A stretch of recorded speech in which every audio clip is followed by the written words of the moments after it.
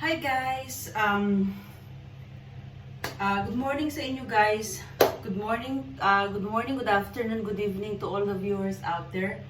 So, ang vlog natin today guys is i-share ko lang yung ginawa kong home remedy during nung nag-positive nga ako sa corona kasi dito sa Qatar ang dami nagpa-positive pero ano lang naman siya, mild. Yun nga yung sa, 'di ba may bagong variant tayo ngayon, yung Omicron. So, ang dami nagpa-positive dito sa Qatar. So, pati ako hindi ako nakaligtas dun, guys, kahit naka second dose vaccine ako. Tinablan pa rin ako nitong virus. So, ganun siya katindi. Actually, yung Omicron, mild lang siya, pero madali, napakabilis niyang makahawa, guys. So, ano siya, oo nga, hindi siya ganun ka delikado katulad ng coronavirus, yung Delta variant ba yun, yung sinasabi nila na sobrang tindi nun kapag tumama sa'yo. Pero itong Omicron, mild lang siya, pero ayun nga, napakabilis niyang makahawa ng tao, di ba? So ayun, yun nga, nag-positive ako guys. So ang naramdaman ko, talagang grabe yung body pain na naramdaman ko, as in, alam mo yung parang kang binugbog ng dos por dos na simula paa mo, paakyat yung sakit. As in, kakaiba yung sakit. Sabi ko, ano ba to? So, nung nagpa-test ako, yun, nalaman ko na positive ako. Tapos, wala naman ako guys, may ubo ako, pero hindi ganun kalala. Tsaka, parang, tawag dito, sumakit lang yung sore throat ko. Tapos, yung sipon ko, grabe na, alam mo yun na, as in yung ilong ko talaga nag-black, yung parang talagang barado yung ilong ko na talagang parang alam mo yung nagsasara siya ganun. So yun lang yung medyo nagtagal sa akin yung sipon, pero yung fever ko hindi naman nagtagal, siguro mga 1 days or 2 days lang ko nilagnatin. After that nawala na yung sipon ko, talaga yung matagal na wala sa akin. So may ginawa akong home remedy guys, sana makatulong to sa inyo, no? I-share ko lang sa mga hindi pa nakakaalam, kasi syempre hindi naman lahat ng tao nakaka-access sa lahat, 'di ba? I mean yung hindi naman lahat kasi alam din nila to. So gusto ko lang i-share, guys. Baka makatulong diyan sa atin kasi ang dami ngayon nagpa-positive, as in grabe, all over the world marami. Grabe to si Omicron, talagang ang bilis niyang makahawa. So ang ginawa ko, guys, ito yung isa sa mga ginawa kong home remedy, ito nga yung ginger. Ayan, ginger. Tapos, lemon. Guys, kuha kayo ng ginger, tapos lemon. Tapos, honey guys. Kung meron kayong honey, lagyan nyo. So, ang una natin gagawin guys is, hiwain natin yung luya. Hiwain natin yung luya guys. So, maghiwa tayo ng luya. Actually, malaki to eh. Pwede natin itong hatiin. Siguro ito guys, pwede na to. Ayan. Balatan natin siya guys. Napaka-effective nito guys. Alam niyo ba nung ininom ko to? Nung ininom ko siya guys, siguro nakadalawang baso lang ako eh. Talagang guminhawa agad yung pakaramdam ko, parang nawala ba yung katay ng lalamunan ko. Tsaka guminhawa yung paghinga ko dahil nga sa sobrang sipon ko, as in, grabe. So, napaka-effective niya guys. I-try nyo to sa mga may trangkaso o sipon or ubo. Tsaka yun nga, kung nag-positive din kayo sa Omicron, huwag kayo mag-alala guys, gagaling kayo. Hindi naman siya masyadong nakakatakot. Siguro kung guys, kung wala kayong vaccine, yun, parang nakakatakot kasi pag wala kang vaccine, parang mas daw yung yung effect niya, parang mas delikado daw. Pero para sa akin, hindi naman, kasi parang lang siya, parang hindi naman simpleng trangkaso, pero parang trangkaso lang siya guys, kaya lang yung body pain ko nga ang sakit. So, ayan guys, hiwain natin siya ng ganyan. Depende sa inyo guys kung paano nyo hiwain yung luya. So, hiwain mo siya ng ganyan.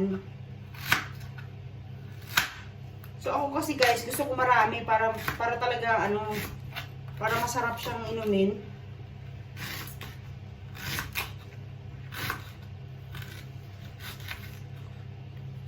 Ayan. So, nahiwa na natin yung yung luya. After nun luya, guys, yung lemon. Hiwain natin yung lemon.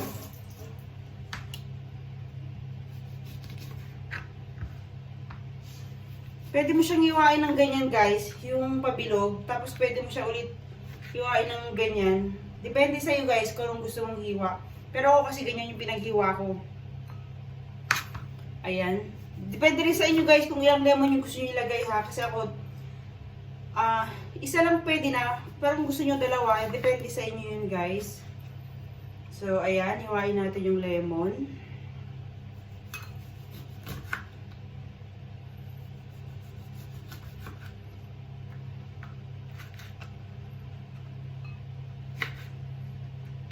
Ayan guys. Nahiwa ko na yung lemon oh. So, magpapakulo na tayo ng tubig, guys.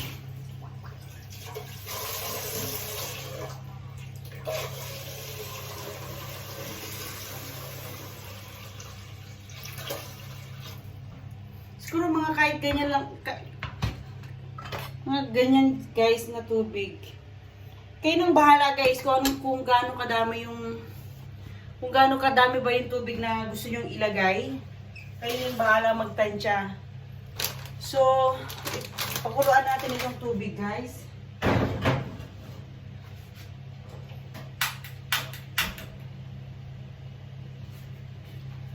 So, ayan. Ayan, pinapakuluan ko yung tubig. So, hindi ko makita. Ayan. Ayan, guys, ayan. So, habang nakasalan yung tubig, guys, ilagay natin to. Lagay natin yung luya, tsaka lemon. So, ayan, ilagay natin. Ilagay natin yan sa tubig. Tapos, hintayin natin siyang kumulo. Guys, pakuluan nyo lang siya.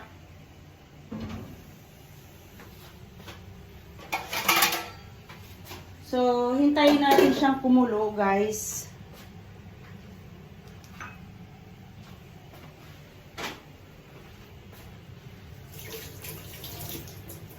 Ayan, so habang nakasalang siya guys,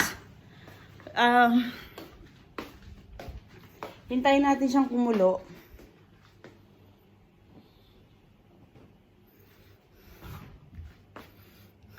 Ayun. Ano nakalagay dito?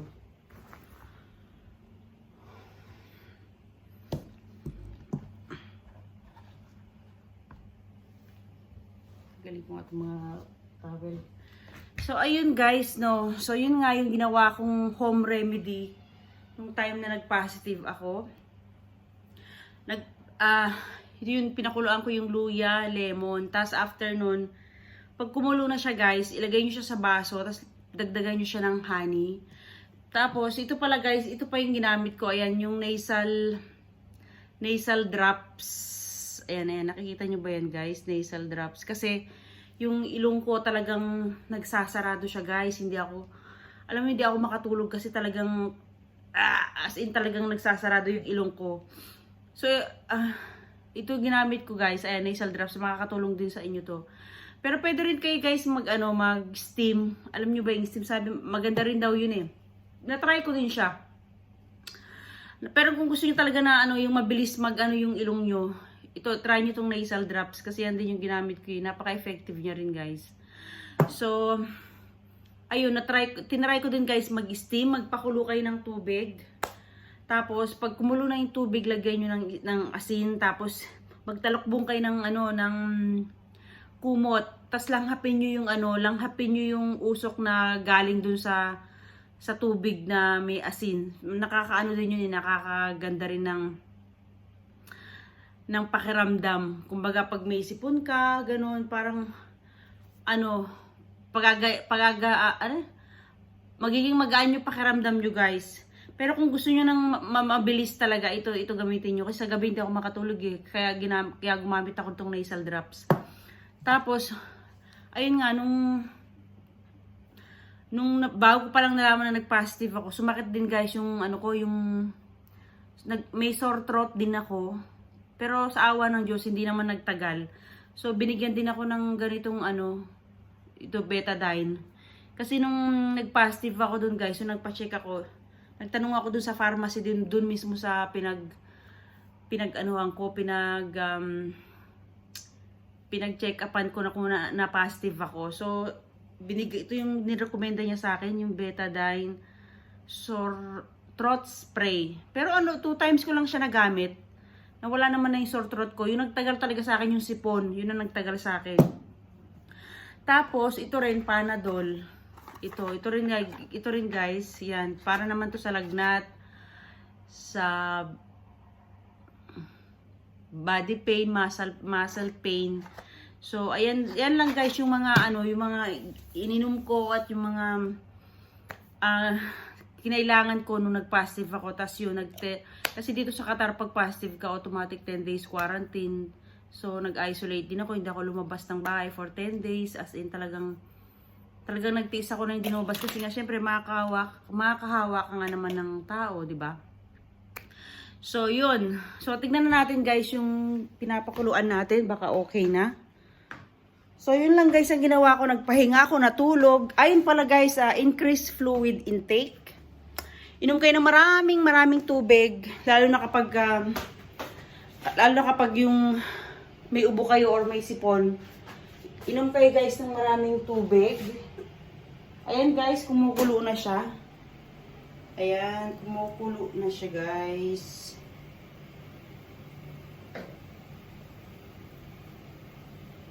So ayan guys, kumukulo na siya. Nakalimutan ko mag-microphone, baka mamaya mahina yung boses ko.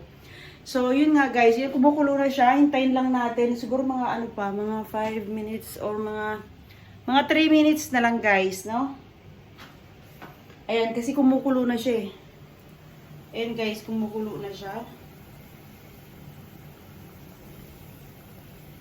Eh, kita nyo ba? Ayan. Ayan, kumukulo na siya guys.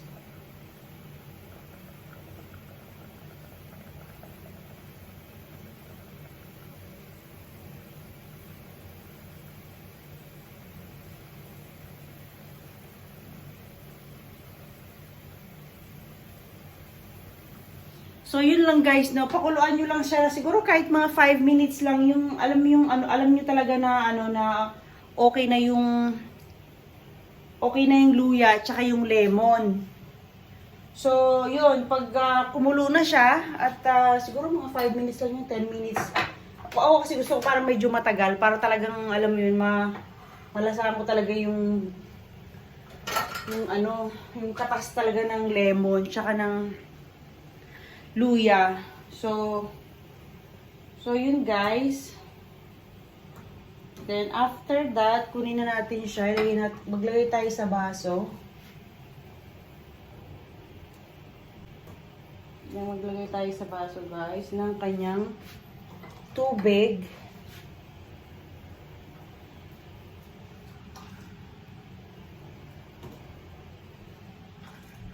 Ayan.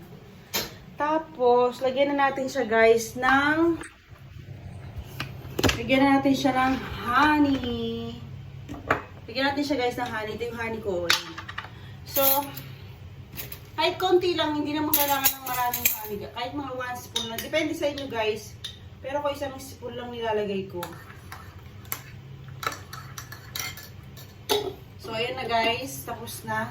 Tapos na yung ginawa natin.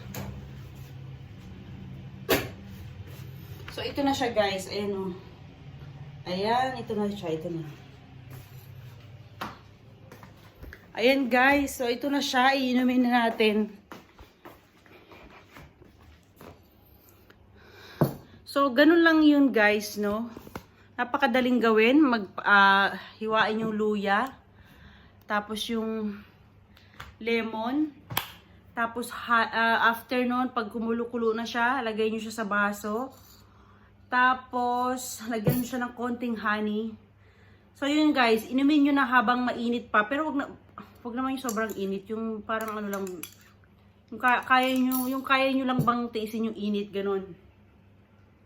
So, yun lang guys, no, yung vlog ko today. Shinare ko lang kasi alam ko naman na maraming nagkakasakit ngayon dahil nga dito sa pandemic, no? Dahil dito kay Omicron. Pero wag kayong mag-alala guys kasi basta ano lang tawag nito. Ayun nga, magdasal lang tayo tapos increase fluid intake. Kailangan talaga ng tubig. Pag may sakit ka, dapat lagi kang umiinom ng tubig. Kasi ako guys, nawalan din ako ng panlasa nung time na yon. As in, nawalan ako ng panlasa. Tapos, nawala din yung pang-amoy ko. Pero hindi naman, not to the extent na talagang nawala. Yung parang, nawala lang siya ng bahagya. Pero yung panlasa ko talaga, yung talagang parang ang pait-pait ng panlasa ko na parang, ang gusto ko lang kainin yung maasim, ganun. Tapos, pag kumakain ako, nilalagyan ko talaga ng maraming suka. Kasi nga yung panlasa ko parang pait. So, yun, naghanap din ako ng mangga. Kasi parang gusto ko ng maasim eh. Kasi nga, yun nga daw yung epekto nung Omicron. So, yun, sabi nung mother ko, kumain ka kahit wala kang kahit wala kang panlasa. Kasi tawag nito, parang may mga gusto akong kainin, gano'n, na parang naging mapili ba ako sa pagkain. Siyempre, gano'n talaga pag may sakit, di ba? So, yun guys. So, siguro mga 3 days, 4 days, okay na ako eh. Wala na akong lagnat, gano'n. Pero yung sipon ko talaga, yun ang medyo nagtagal sa akin. So, yun ang inano ko talaga. Yun talagang doon ako nag-focus. Ginamot ko siya, nag-steam ako, nagpakulo ako ng luya with lemon, tapos honey. Tapos, increase fluid intake. Tubig lang talaga guys. Tubig, ganun. Tapos yun. So, yun lang. Tapos yun guys, kapag lalabas kayo, huwag nyo kalimutan na mag-mask. Kasi, hindi natin alam. Kasi yung iba kasi kahit positive, lumalabas pa din eh. So, hindi mo talaga alam, no? So, ang hirap magtiwala din. So, yun lang. Mag-mask lang kayo guys, pag lalabas kayo para for your, for your security, no, para may makasalamuha ka mang positive, at least nakamask ka. So, alam mo yun, hindi ka rin basta-basta mga awa. Pero, matindi talaga to si Omicron, grabe siya. So, ayun guys, no, yun lang yung vlog ko today. Salamat pala guys sa patuloy nyong pag-suporta sa channel ko. To those who not yet subscribe, please do like, share, and subscribe. And don't forget to click the bell button below to get more updates guys on my upcoming videos. Thank you guys. Bye bye. God bless.